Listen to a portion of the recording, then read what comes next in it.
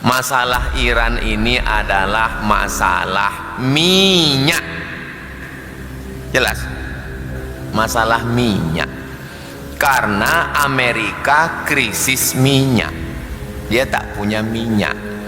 Minyak yang banyak di mana? Di Venezuela.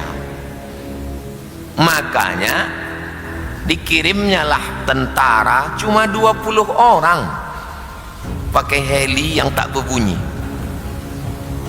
turun, dipencetnya tombol, semua tentara yang mengawal istana Maduro presiden Venezuela itu, begitu dipencet langsung tertidur di kamar tidurnya Maduro itu ditangkap. Ustaz dapat cerita dari mana? Intel cerita ke saya. Apa hukum membayar zakat fitrah di masjid tempat kita bekerja sementara kita tinggal di sini? Tinggal di sini, bekerjanya di Perawang, dibayarnya zakat fitrah di situ. Zakat fitrah itu begini zakat fitrah itu. Habis sholat subuh diambil mud 4 canting, 1 2 3 4, bawa subuh itu, subuh Idul Fitri. Allahu Akbar, Allahu Akbar, Allahu Akbar. Bawa, nampak ada orang miskin, kasih ke dia. Itulah maka zakat fitrah tidak ada amil, karena prakteknya begitu. Habis sembahyang subuh ambil 4 canting, 4 mud, jalan. Mana nampak fakir miskin, kasih. Begitu prakteknya dulu. Tapi yang begini ini tak bisa dilaksanakan sekarang.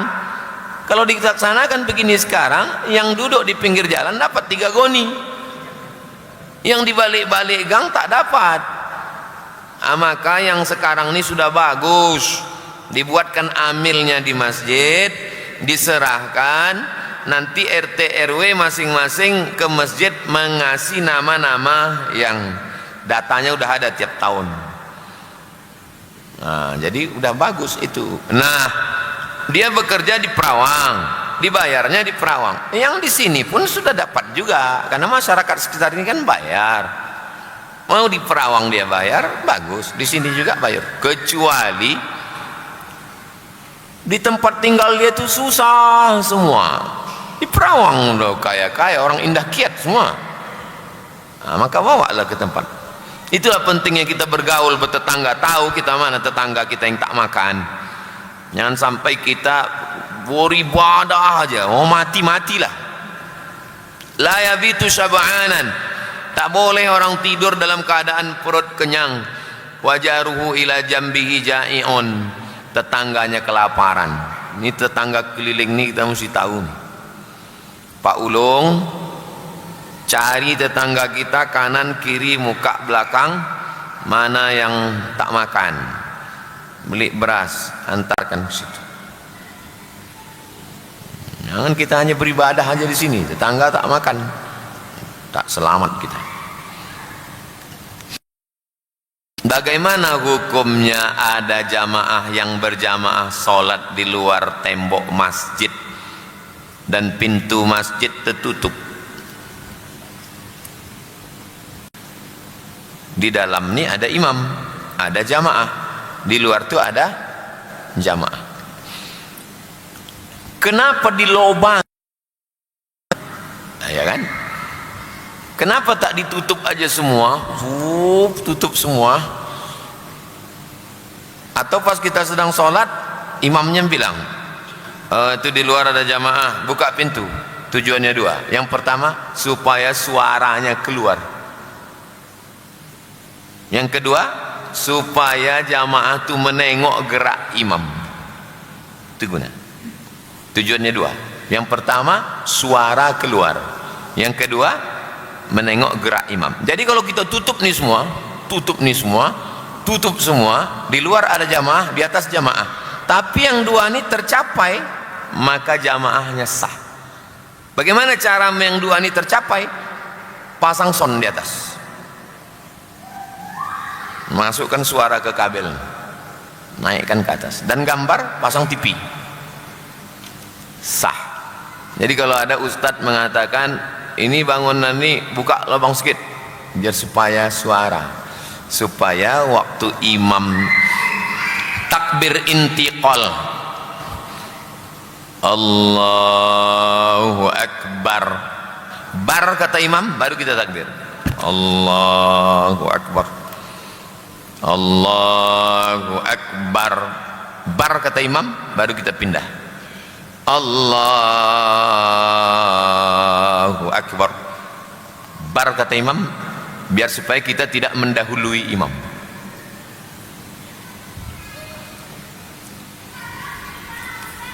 Misalnya saya di kamar atas rumah itu, rumah Oma itu di kamar atas, kemudian jendelanya saya buka, saya dengar suara imam, ghairil maghdubi alaihim waladdallin, amin. Qul huwallahu ahadun illahus samad lam yalid wa lam yulad wa lam yakul lahu kufuwan ahad. Allahu akbar. Rukuk saya, sami'allahu liman hamid. Maka menurut mazhab Syafi'i sah. Kenapa? Karena jarak sop terakhir tidak lebih dari 300 zira. Ini namanya shibr, ini namanya zira. 300 zira, 1, 2, 300 zira itu 150 meter. Selama tak lebih dari 300 zira masih berjamaah. Perasaan tak pernah Ustaz sampaikan ini, tak pernah, takut saya orang tak ke masjid. Kalau sampaikan ini nanti orang-orang di gang tak ada ke masjid. Ya. Dah. Macam mana kalau di gedung sana, gedung asrama itu yang warna hijau, dipasang sound pakai wireless, pasang sound pakai wireless, lalu terdengar suara imam di sana, Allahu Akbar, lalu anak-anak itu ikut Allahu Akbar, sami'allahu liman hamidah. Menurut mazhab Syafi'i tak sah. Kenapa? Karena sudah lewat 300 zira. Menurut mazhab Maliki sah. Loh, kok sah menurut mazhab Maliki? Karena suaranya sampai. Jadi dalam mazhab Maliki tak penting berapa jarak, yang penting suaranya sampai. Makanya ada satu buku, saya berani menyampaikan ini karena jamaah ini tak mungkin mengamalkan ini. Cari nanti bukunya di internet.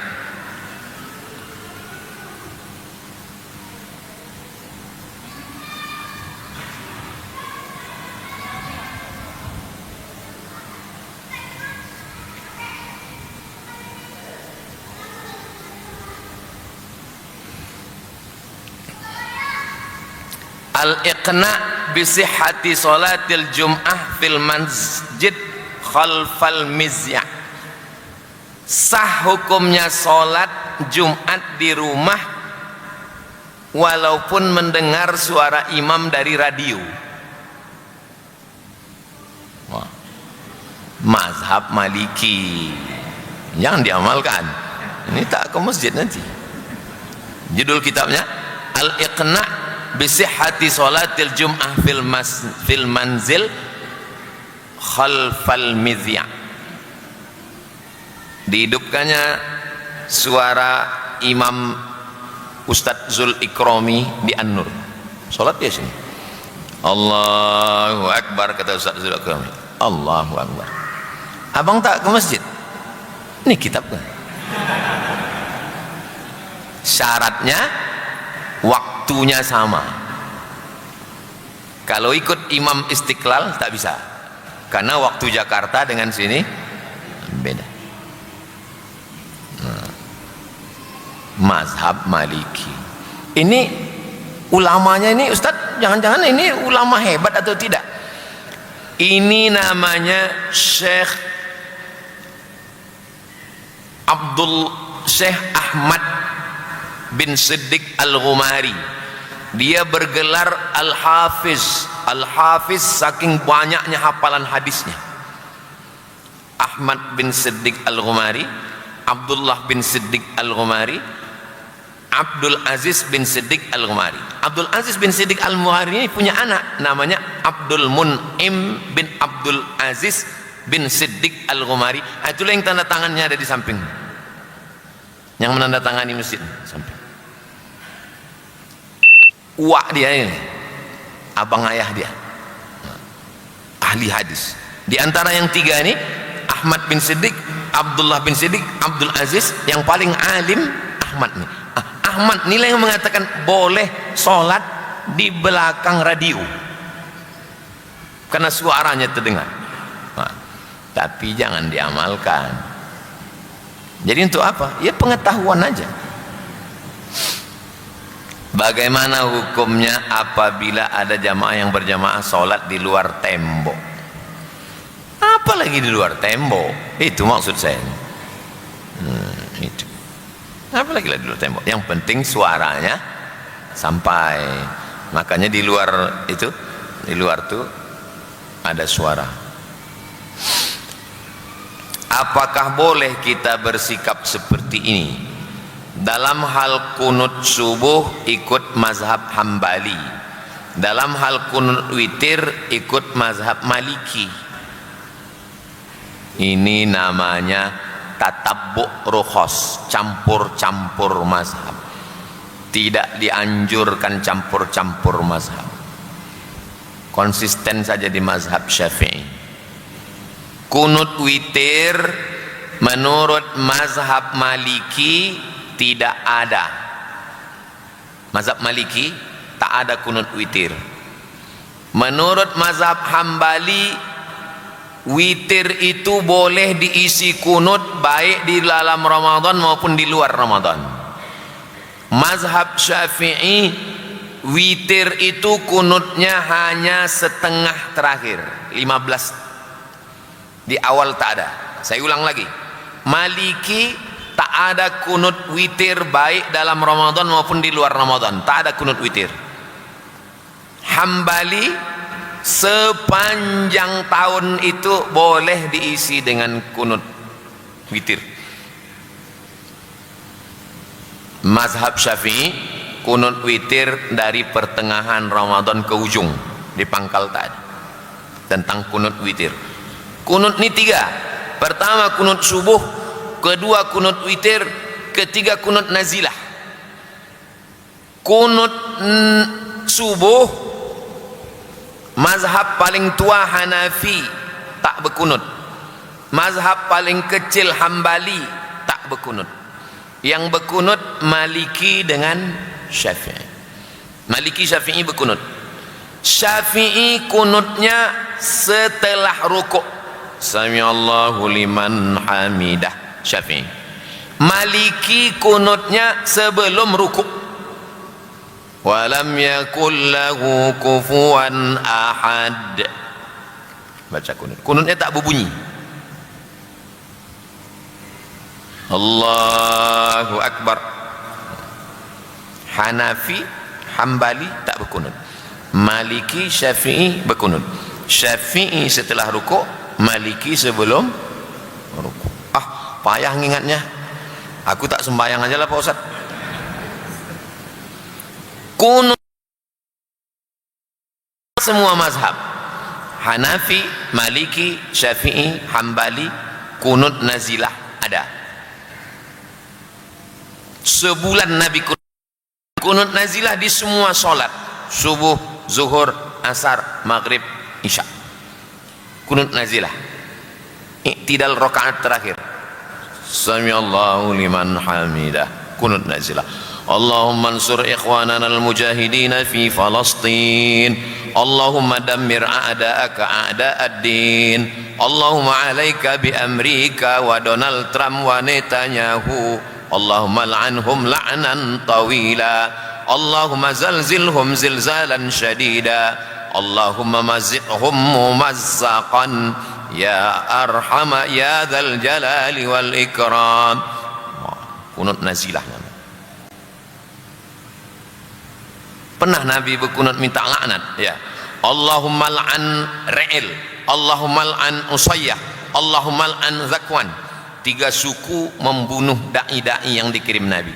Kata Nabi, laknatlah Ra'il, laknatlah Usayyah, laknatlah Zakwan, karena mereka sudah membunuh sahabat-sahabat Nabi. Minta laknat 1 bulan Nabi minta laknat.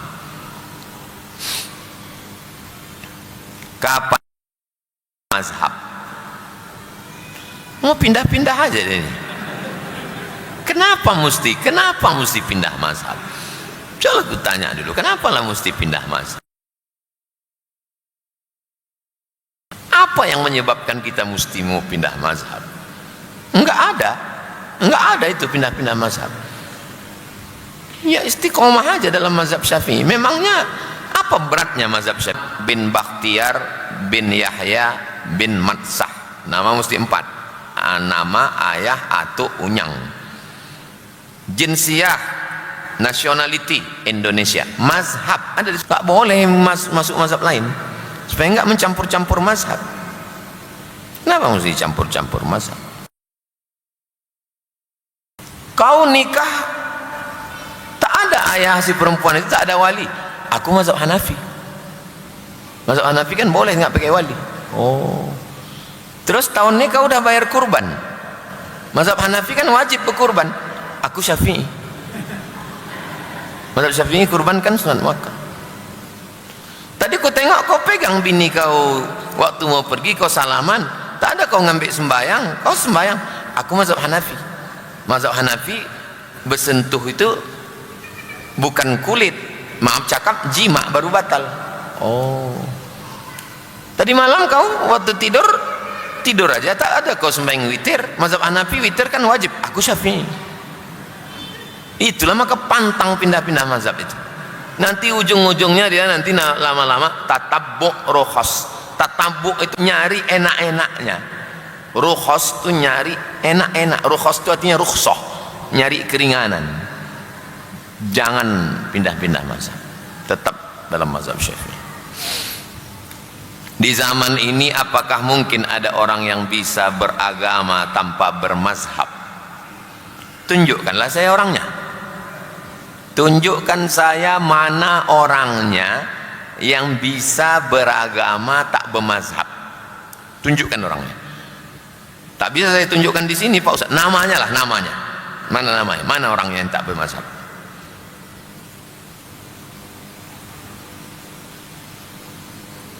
Ini ya, saya kasih contoh ya.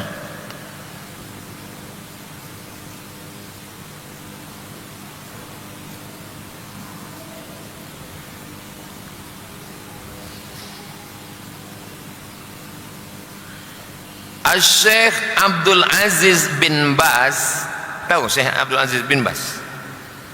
Syekh Abdul Aziz bin Baz, seluruh ulama Saudi Arabia itu induk ongkangnya Syekh Abdul Aziz bin Baz.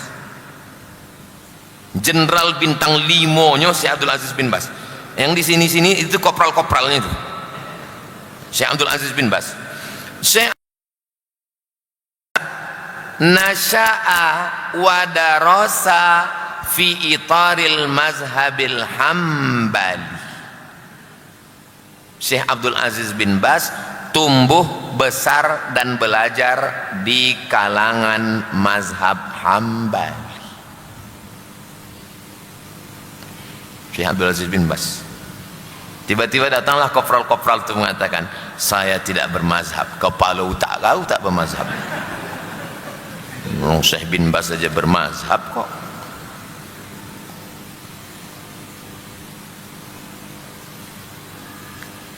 Tak ada orang tak bermazhab. Macam mana dia mau belajar fikih tak bermazhab? Sekarang anak-anak pondok belajar fikih, kitab yang paling bawah Matan Takrib. Habis Matan Takrib, Fathul Qorib. Habis Fathul Qorib, Fathul Mu'in. Habis Fathul Mu'in, I'anatul Talibin. Habis itu barulah kitab-kitab besar, Kanzur Raghibin, Mahalli, barulah kitab-kitab besar. Macam mana mau belajar fikih tak pakai mazhab? Mazhab Hanafi, mazhab Maliki, mazhab Syafi'i, mazhab Hambali. Saya tak ada mazhab Ustaz, saya langsung ke Quran. Imam mazhab lah kau. Apakah Dajjal nanti muncul di Iran, Pak Ustaz?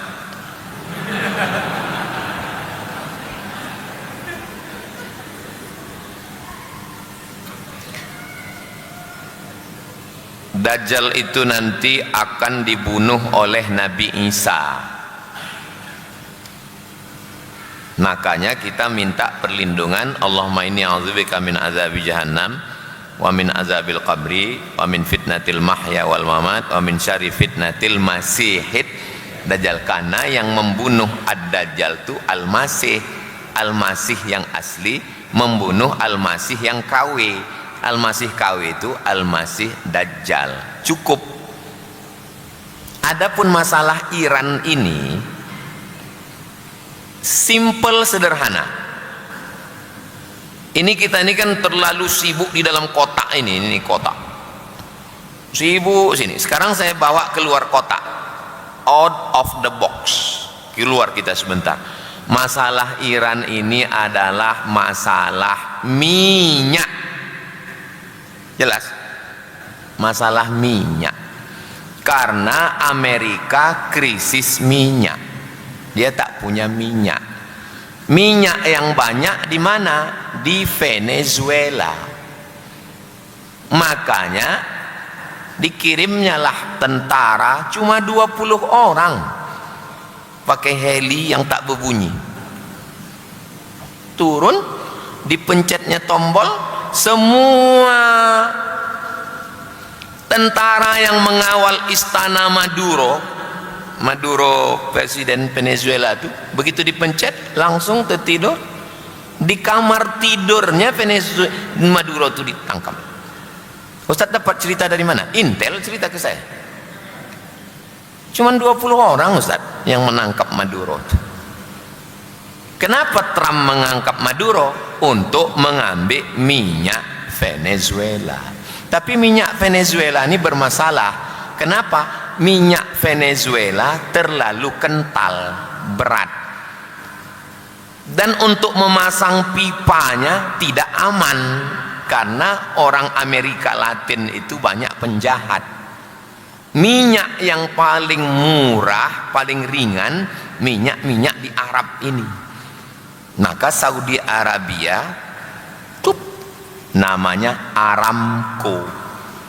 Apa namanya? Aramco. Aramco itu singkatan dari Arab Amerika Corporate. Aramco, Arab Amerika. Saudi, Kuwait, Dubai. Ada satu yang melawan, namanya Saddam. Saddam melawan. Macam mana cara menggulingkan Saddam? Dibilanglah Saddam punya senjata pemusnah massal. Sampai sekarang tak ada senjata pemusnah massal. Mati Saddam, muncul pemusnah massal COVID-19. Tak ada pemusnah massal. Ini rebutan minyak ini ceritanya. Belanda datang ke Indonesia mencari rempah-rempah. Awak pun terbodoh. Jauh-jauh naik kapal laut dari Eropa ke sini nyari rempah, kata dia. Rempah apa? Mereka ke sini nyari minyak, emas, nikel, batu bara. Betul memang nyari rempah-rempah itu di atas. Yang mau dikeruknya itu Chevron, Caltech, sekarang udah balik ke Pertamina. Ini ceritanya rebutan minyak ini sekarang. Jadi sebetulnya cerita itu sederhana. Bukan saya menafikan tentang Dajjal, betul, tapi keluar sedikit dari Dajjal nih. Ini minyak, bro. Kalau digulingkan Ayatullah Khamenei, penggantinya sudah siap. Siapa dia? Anak dari yang digulingkan Khomeini tahun 7980 dulu, Reza Pahlavi. Reza Pahlavi kan digulingkan. Nah, anaknya dipelihara Amerika, udah tua sekarang, udah siap dia nih. Nanti kalau digulingkan ini Khamenei, tumbang Iran, mau balik lah wak ini yang udah tak tahan mau balik kampung ini. Menurut Trump 4 hari selesai ini. Kan janji dia 4 hari. Saya jumpa sama jenderal, ya, menurut strategi perang, jenderal kan bisa melihat ini. Bagaimana jenderal melihat ini? Iran itu tidak bisa dikalahkan, Pak Ustaz. Kenapa? Karena dia berperang melawan Irak 8 tahun. Jadi mereka hobinya berperang. 8 tahun berperang melawan Saddam.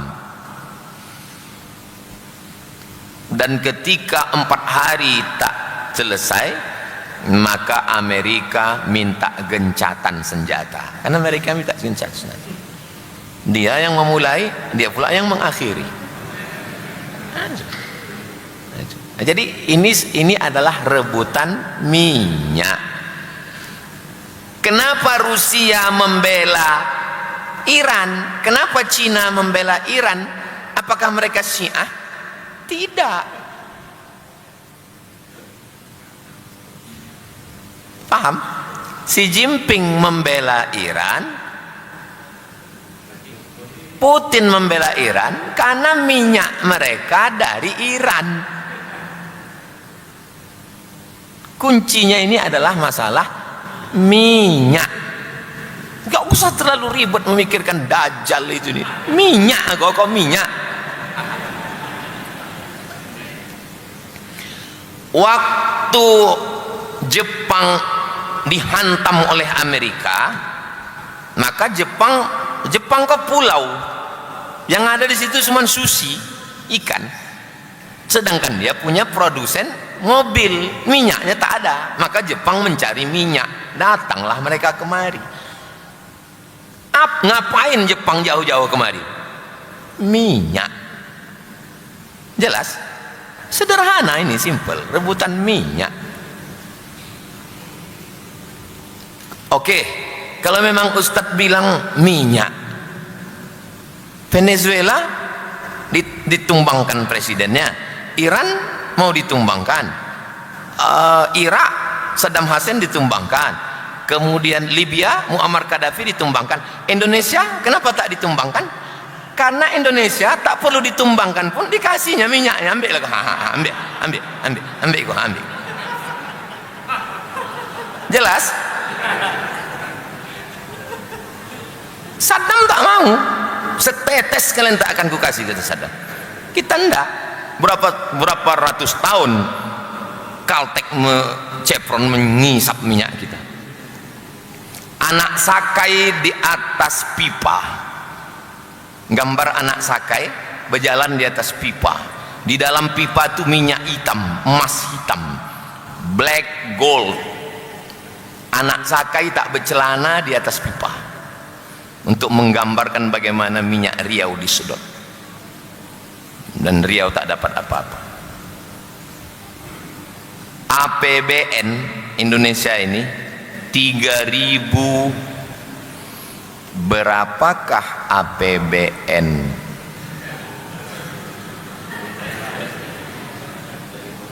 Berapakah APBN 2026? APBN lain beritanya sekarang. 3.000 sekian APBN. 1000-nya dari Riau, dikumpulkan dari Sabang sampai Papua itu APBN nih 3000 sekian, 1000-nya dari Riau. Artinya apa? Negara ini sepertiga duit belanja negara ini dari Riau. Hebatnya Riau. Tak salah ceritakan, sakit hati kita. Sedang terjadi fenomena di mana anak muda sekarang sulit sahur hingga dini hari dan menyebabkannya mengantuk dan tidur di pagi hari. Bagaimana pandangan Islam tersebut? Fenomena di mana anak muda sekarang sulit tidur sehingga begadang, tak bisa tidur, akhirnya begadang, main game online, makan cepat saji, fast food, kemudian minum kaleng, gitu terus setiap malam. Begadang, main game, cepat saji, fast food, kirim, datang, terus minum kaleng. Itu dia mau cepat ke alam barzah. Kanker, gula, jantung, cepat.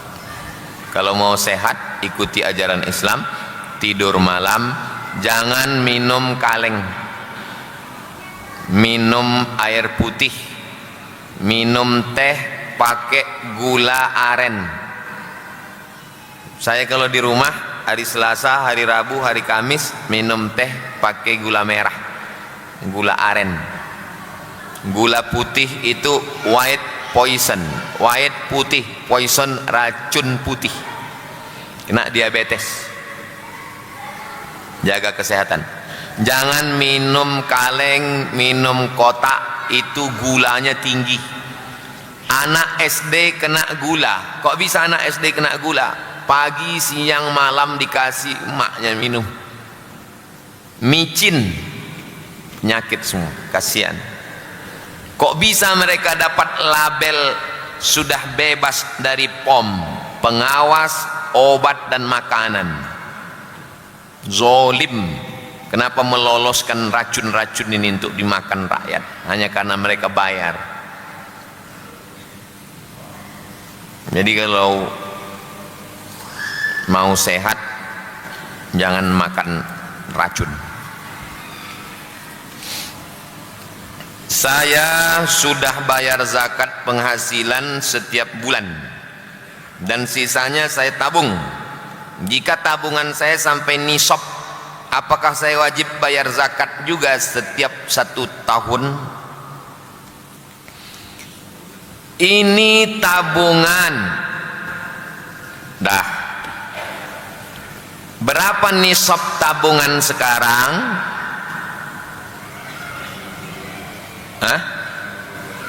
92 juta. 92 juta tabungan, keluar zakatnya 2,5%. Keluar zakatnya 2,5%. Berapa 92 juta tadi ya? Dari Basnas 92 juta. Tabungan Bapak baru sekarang 80 juta. Belum. Berapa tabungan Bapak sekarang? 90. Belum. 92. Pet. Ambang batas 92. Sudah kena. Tapi baru wajib dikeluarkan kalau kena 1 haul. 1 haul setahun. Catat. Kapan dia 92 juta? 92 juta tanggal 10 Maret. Kebetulan ini balik iktikaf pas 92 juta. Memang Lailatul Qadar tadi malam Pak Ustaz. Kenapa? Balik iktikaf pas 92 juta. Catat. Duit aku mencapai nisab tanggal 21 Ramadan. Dah. Kapan baru wajib dikeluarkan zakatnya? 21 Ramadan tahun 1448 baru keluar. Saya ajari bagaimana caranya supaya tak berzakat. Gini caranya. Berapa duit Bapak? 90 juta belum, tapi bulan muka 92 Pak Ustadz, belikan ke tanah, ada tanah kaplingan di situ. Berapa harga tanah kaplingan? 70 juta. Dah 90 potong 70 tinggal 20. Kau tak berzakat, duit aku 20. Dah naik lagi, naik, udah 80. Ini bulan muka nih 92 nih, belikan ke motor. Bisa seumur hidup tak berzakat. Itulah maka orang jangan hanya ngaji fikih saja. Kalau ngaji fikih otaknya main. Ngaji itu 3: fikih, akidah, akhlak. Fikih, akidah, akhlak. Kalau hanya ngaji fikih nanti jahatnya. Akidah sifat 20 wujud kidam bako. Apakah saya wajib bayar zakat juga setiap 1 tahunnya Pak Ustadz? Dapat duit bulan ini 10 juta, keluar 2,5%. Dah. Dapat duit ini 10 juta, keluar 2,5%. Dapat duit 10 juta, keluar 2,5%. Duit yang dapat tadi itu tidak lagi dizakati karena sudah dikeluarkan zakatnya duluan untuk 1 tahun. Jelas? Untuk setahun udah. Maka punya 2 tabungan. 1 tabungan untuk gaji yang udah dikeluarkan, 1 tabungan untuk yang belum dikeluarkan. Nggak apa-apa punya 2 nomor. Jangankan 2 nomor, 2 yang lain aja boleh. Boleh 2 nomor. Nah, ini tabungan untuk yang sudah dikeluarkan zakatnya, ini untuk yang belum dikeluarkan zakatnya. Mesti begitu, jangan dicampur, nanti bingung sendiri. Mohon penjelasan mengenai zakat emas perhiasan dan emas batangan. Zakat perhiasan ibu. Ibu yang punya cincin, gelang, anting, subang, rantai, gelang kaki, kerincing-kerincing, maka cara mengeluarkan zakatnya 2. 1, dikumpulkan semua gelang, cincin, rantai, anting, subang, kumpulkan semua, timbang, keluarkan zakatnya sekali seumur hidup. Cincin, rantai, subang, anting, gelang berapa? 1 on. 1 on berarti 100 gram. 1 gram sekarang 3 juta. 100 gram berarti 300 juta. 300 juta keluar 2,5% berarti 7,5 juta. Keluarkan 7,5 juta. Ini zakat perhiasan saya seumur hidup sekali. Ini cara yang pertama. Cara yang kedua, pakai nisab. Nisab perhiasan emas, nisabnya 200 keping. 200 keping uang dinar. Sekeping uang dinar beratnya 4,25 gram kali 200 keping sama dengan 850 gram. Ibu kumpulkan semua gelang, rantai, cincin ibu, ditimbang sekilo. Sekilo berarti 1000 gram.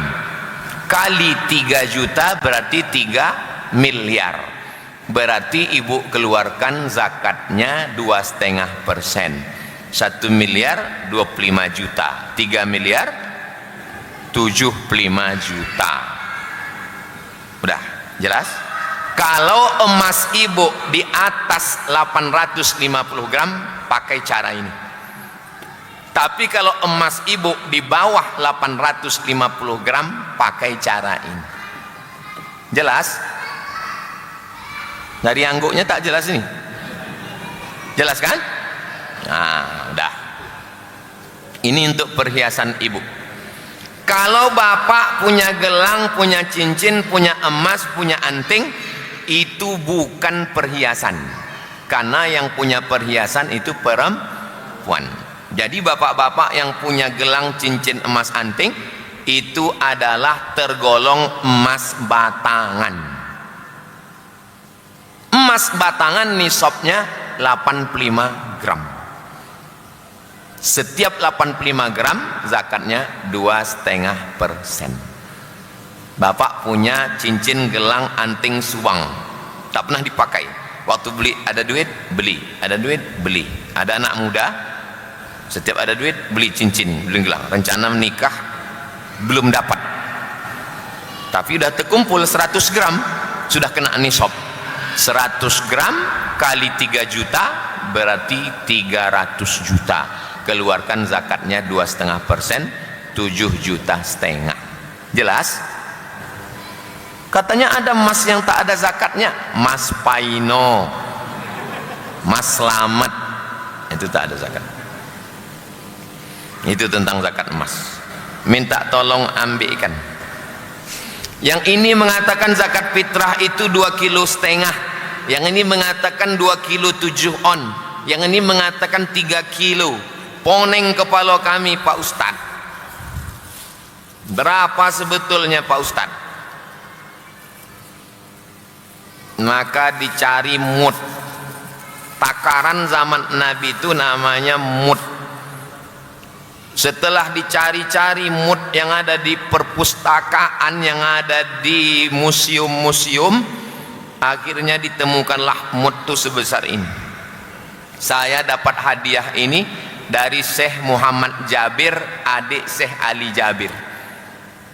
Ini replikanya, yang aslinya di museum. Sebesar inilah mud zaman Nabi itu. Diisi beras penuh. Masukkan ke tapak tangan, kafain, tumpah pula.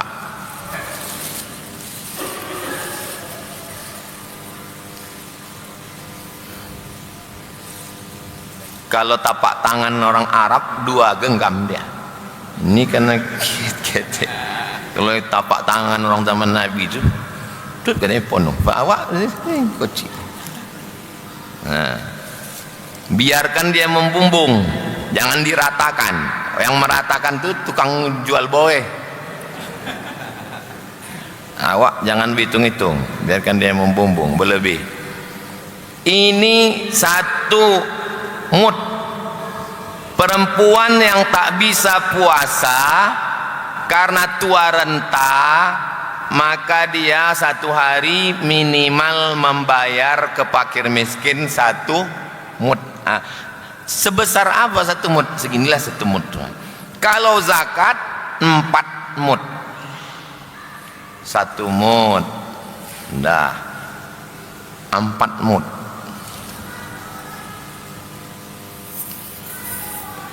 Jangan rekam lama-lama, habis paket.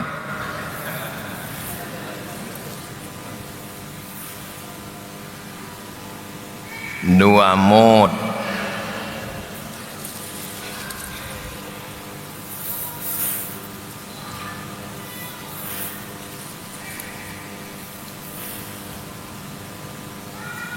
Tiga mud. Ini juga dipakai untuk berwudu. Nabi berwudu dalam hadis 1 mud. Segini air yang dipakai untuk Nabi. Bukan saya melarang bapak menghidupkan keran. Nah, ini Ustaz kau menyindir, enggak. Nabi itu hemat. Nanti kita praktekkan berwudu 1 mud.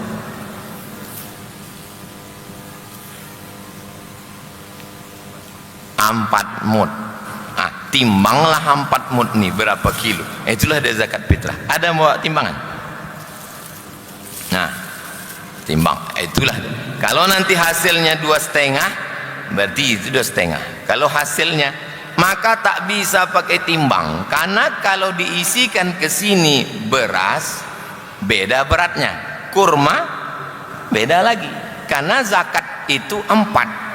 Yang pertama kurma, yang kedua gandum, yang ketiga kismis, yang keempat susu kambing yang dijemur, mentega.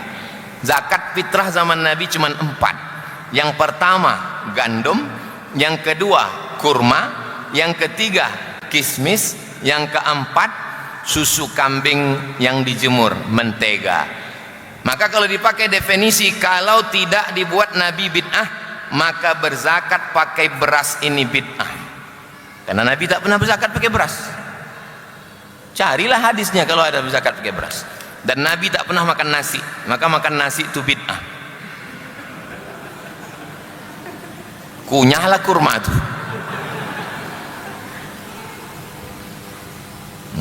Nanti timbang ini berapa berat. Saya mengikut pendapat yang mengatakan 1 mud ini 7 on setengah. Jadi kalau 7 on setengah 1 mud, 4 mud berarti 3 kilo. Saya balik ke Pekanbaru ini bulan Ramadan 2008. Sampai sekarang 2026, udah 18 tahun, saya pakai pendapat 1 sok 4 mud 3 kilo. 3 kilo. Tapi saya tak menyalahkan yang pakai 2,5, saya tak menyalahkan yang pakai 2,7, saya tak menyalahkan yang pakai 3 kilo. Kalau kebetulan lebih, ternyata nanti di akhirat, hai Abdul Somad, ternyata zakat fitrah itu 2,5, berarti yang setengah kilo dari tahun 2008 itu terhitung sedekah. Cuman yang saya takutkan, ternyata di akhirat rupanya yang betul 3 kilo.